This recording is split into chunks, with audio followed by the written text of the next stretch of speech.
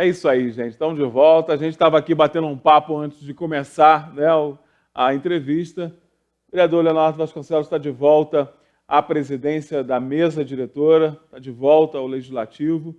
E ontem nós já vimos aqui, né, que a coisa realmente vai mudar um pouco. Mas antes, Léo, antes da gente falar um pouco do que você espera a partir de agora aí na presidência da nossa Câmara, eu queria dizer o seguinte: é muito fácil as pessoas saírem aí, né, nas redes sociais, protegidas pela distância, o anonimato, muitas vezes, das redes sociais, julgando,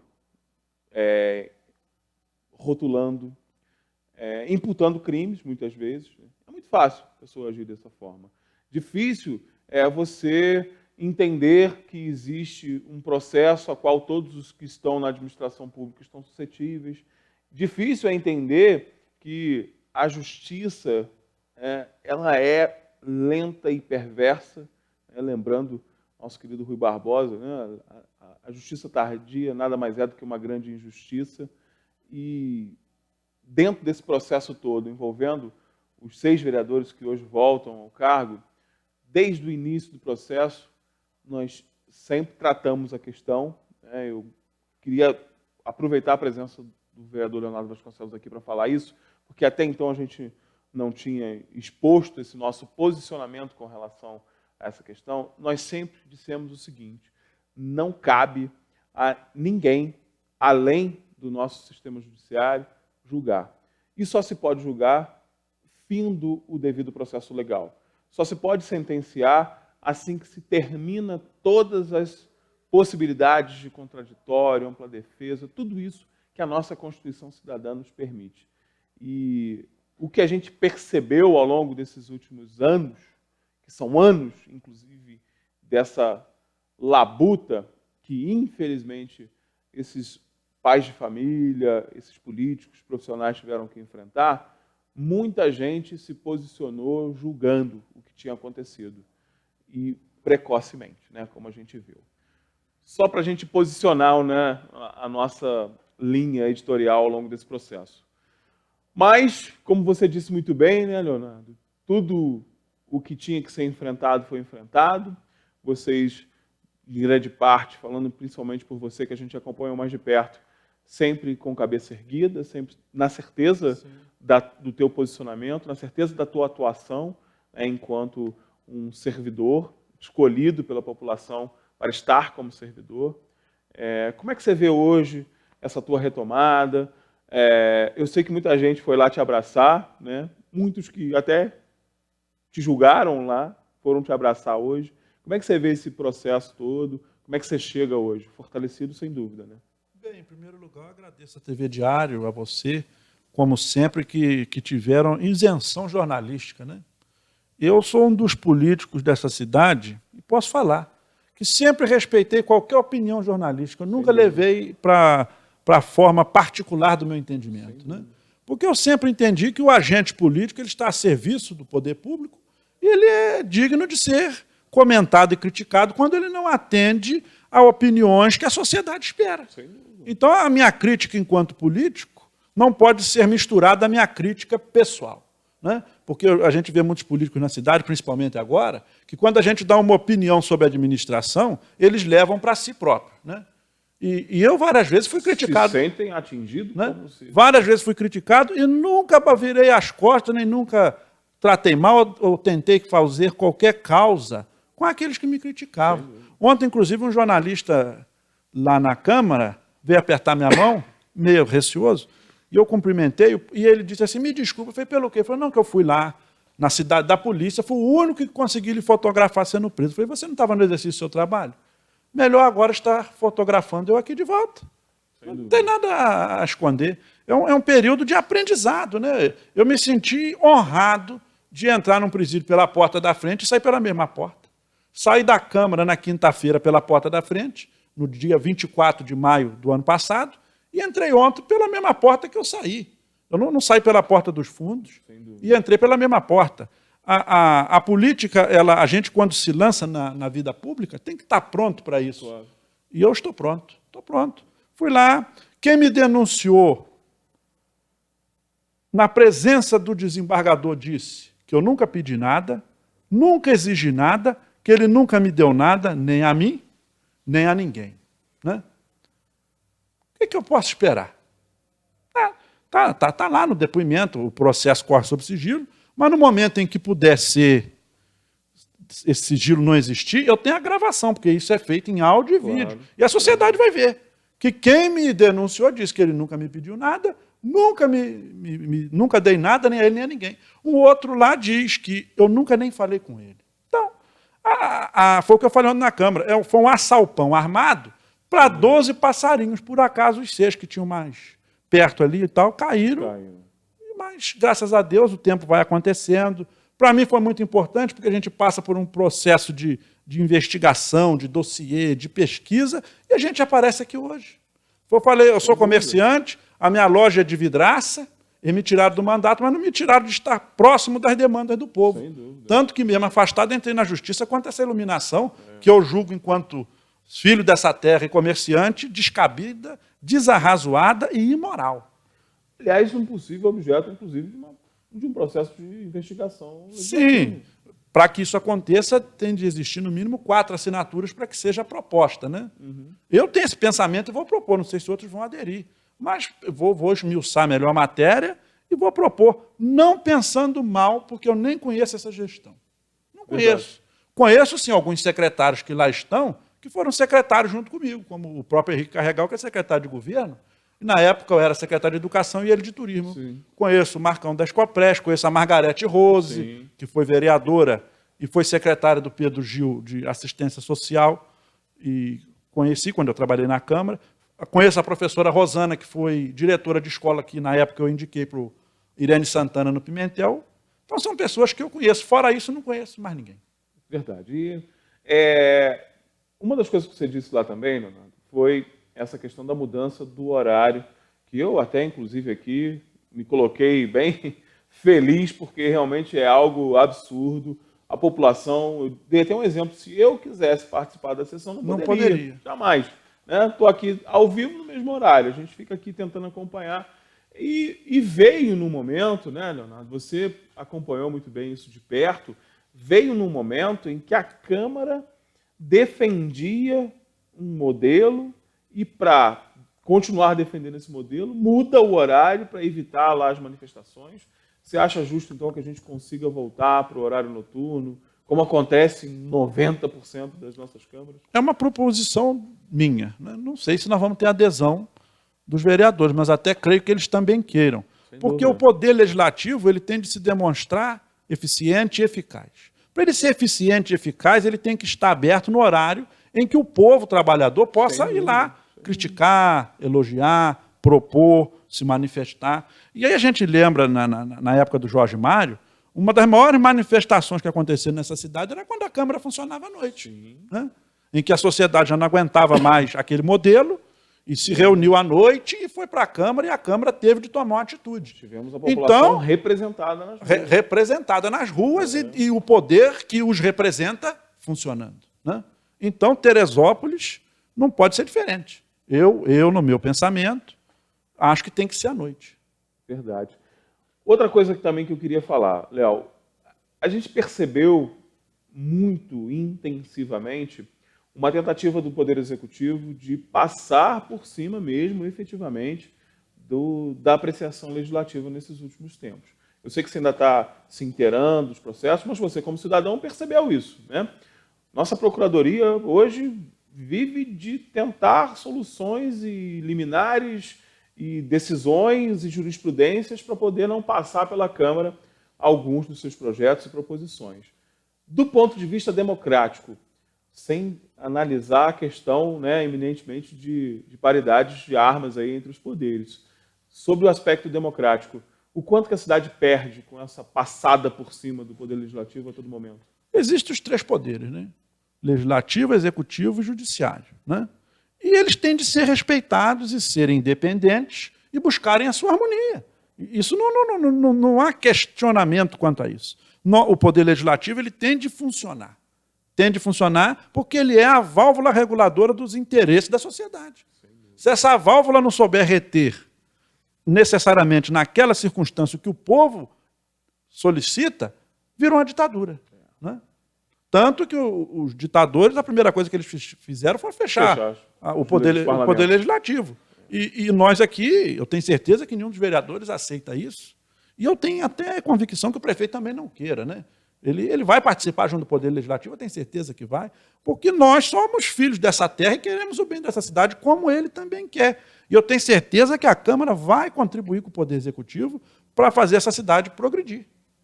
E até que o Poder Executivo entenda que o Poder Legislativo é uma ferramenta administrativa importante, porque passando e sendo validado, você tem o respaldo de ter uma aprovação popular. Não custa nada lembrar que os vereadores são os nossos representantes.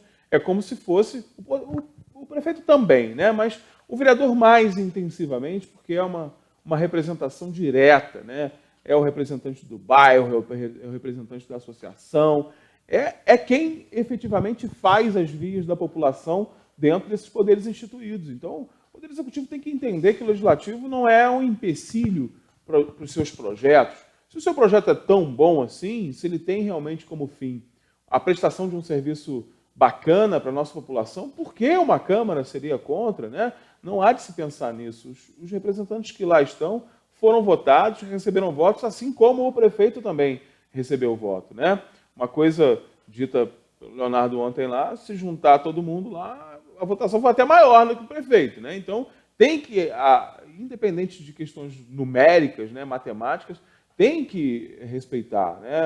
E a gente percebeu claramente que ao longo desses últimos meses, principalmente, a tentativa de passar por cima da Câmara, né, injustificada muitas vezes, por que não passar? A Câmara tem comissões especiais, né? Tem pessoas que são lá preparadas, tem a Comissão de Constituição e Justiça, que vai, por exemplo, flagrar um vício de um projeto, uma inconstitucionalidade, né? Não é procurador mandando projeto assinado por ele para a Câmara. Né? Tem coisas que, às vezes, para o Poder Executivo podem parecer corriqueiras, administrativas, mas pelo olhar crítico do Legislativo, pelo crivo legislativo, não passa. E não pode passar. Eles estão lá para isso, para garantir isso. Por exemplo, né, a gente está vendo aí essa questão dos combustíveis, que está ilustrado na nossa primeira página de hoje. Os vereadores querem saber também por que um sistema que foi instituído para promover economia faz com que paguemos, porque somos nós que pagamos, mais caro no litro, só porque é a prefeitura. Então, são essas coisas que o vereador tem que questionar, né, Leonardo? Não pode deixar. Vocês representam o nosso anseio, né, as nossas dúvidas e aquilo que a gente quer que aconteça com o nosso município. Né? Bem, eu sou formado em gestão pública, né? Você falando da gasolina, eu posso até entender que numa ocasião de cotação de preço, sim, aquele valor fosse aquele, e que hoje é praticado diferente. Né? Porque você compra para um ano, então você comprou naquela época que custava caro. Né? Posso entender. Mas não posso compreender o mesmo lugar vender no varejo mais barato do que vende no atacado. Um preço especial para a prefeitura, isso não existe. Sim. Eu acho que o lugar que fornece, ele teria que, pelo menos, manter o mesmo preço que ele vende no atacado. Porque como ele é atacadista, vende mais caro do que no varejo. Né? Não tem como. Não faz sentido. Mas pode ser que exista explicação. Eu não estou criticando, eu estou levantando uma opinião. Eu entendo de licitação, sou formado como pregoeiro, eu entendo que naquela ocasião podia ser que fosse caro e hoje, pela sazonalidade de impostos, política de governo, isso veio a ser mais barato. Tudo bem. Mas aí ou o contrato se regula para ser mais barato no atacado, ou o varejo tem que manter o mesmo preço do atacado. Que não dá essa oscilação. Né? Sim.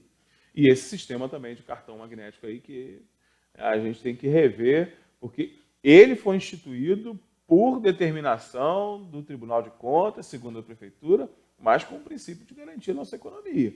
É mais barato, dá mais controle, e não é isso que a gente está vendo. Né? O descontrole continua e está muito mais caro. Então, são questões que a Câmara precisa apreciar, mas precisa ter a garantia, né, de que do lado de lá não vai ter um procurador querendo passar por cima de tudo. Né? Porque é isso que está acontecendo, gente. É verdade, não dá para a gente ficar tapando o sol com a peneira. Né? O procurador do município hoje está arrumando jurisprudências liminares a todo momento para não ter que ficar apreciando pela Câmara. A gente viu isso lá na audiência pública. qual o problema de se passar primeiro pela Câmara, né, essa coisa da PMI? A lei não diz que não tem necessidade. Não tem necessidade, mas e a necessidade moral? Né? E a validade moral? E você quer fazer um negócio decente, né? Aliás, esse processo da concessão, né, Leonardo? Acho que os vereadores agora precisam se debruçar muito seriamente, porque a gente viu que em municípios vizinhos virou um problema social e econômico tremendo, impactando diretamente não só na sociedade, mas até em atividades econômicas. A gente viu em Friburgo produtores rurais penalizados com a questão da concessão. A maior riqueza de um estado, né, de um município, são suas riquezas naturais. Né?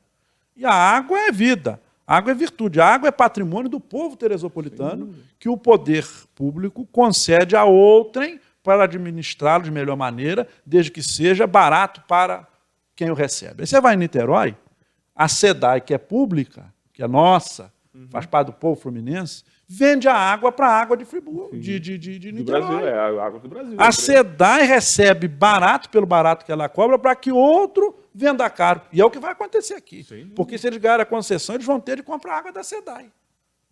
Eles vão ter de comprar água da SEDAI.